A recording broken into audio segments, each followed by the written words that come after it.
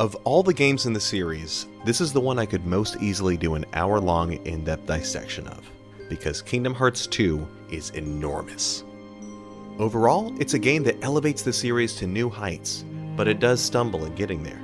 Whereas Kingdom Hearts 1 was a very polished gem, to me Kingdom Hearts 2 is bigger, but more rough around the edges. Looking at the gameplay, there's revamped systems for limit moves, locking on, summons, and the MP system. There are wonderful new additions like drive forms, party limit breaks, and reaction commands. With how much was changed for the sequel, I do genuinely wonder how Square views Kingdom Hearts 1. While KH1's gameplay did have some issues, I thought they were generally very small, and just needed some small tweaking. That's not to say these new systems are bad, or even worse, but I'm just surprised at how much they decided to overhaul.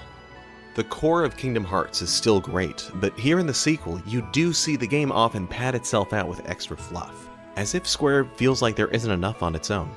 This is as true for the gameplay as it is for the story. Take Roxas for example. The initial prologue with him gives us an intriguing mystery into a brand new character, and his thrilling conclusion leaves you in tears with your heart going out to him. But the 2 to 3 hour slog of side quests and minigames between his beginning and end kills the smooth ride for his story. Half of you keeps pressing on because you want to see what happens to Roxas, but half of you is falling asleep from boredom playing Bumblebuster, wanting Sora to come back already so you can finally play the real game. Even once Sora is back, the game takes time to find its footing proper. The first trio of worlds are some of the weakest in the game, but after Timeless River, things start turning around and building momentum through Agrabah, Halloween Town, and so on. This all eventually culminates in the defense of Hollow Bastion, Tron's World, and the Thousand Heartless fight. This whole midpoint of Kingdom Hearts 2 is a highlight of not just this game, but the series as a whole.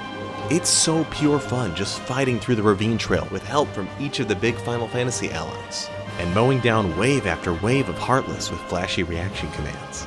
And nothing makes you stop to laugh like realizing you're watching Squall from Final Fantasy VIII, entering all the Disney princesses' names into a computer to help Tron from the 1980s sci-fi film.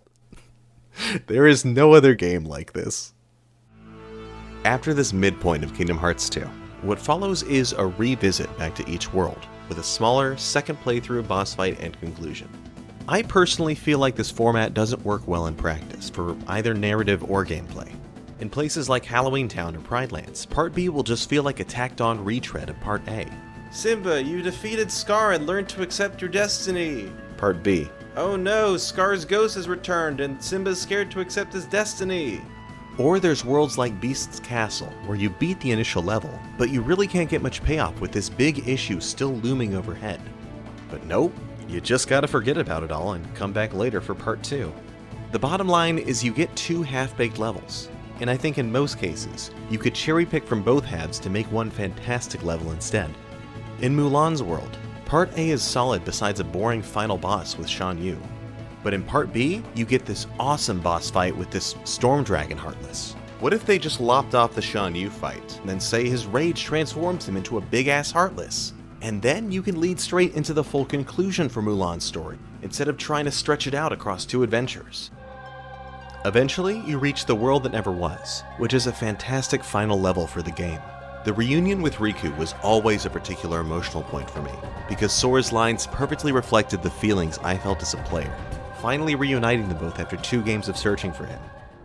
We looked for you! I looked everywhere for you! For 2 fucking games! I didn't want you to find me. You piece of shit!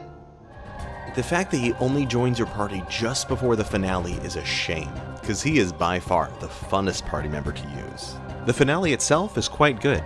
It has a dumb gummy ship section shoehorned in, and the writing gets a little cringy at places, but the final fight itself is fun, and the emotional payoff is there in all the key places for the main characters. While I've nitpicked much of the problems in this game, overall I still enjoy it quite a lot. Kingdom Hearts 2 is still an excellent game in its own right.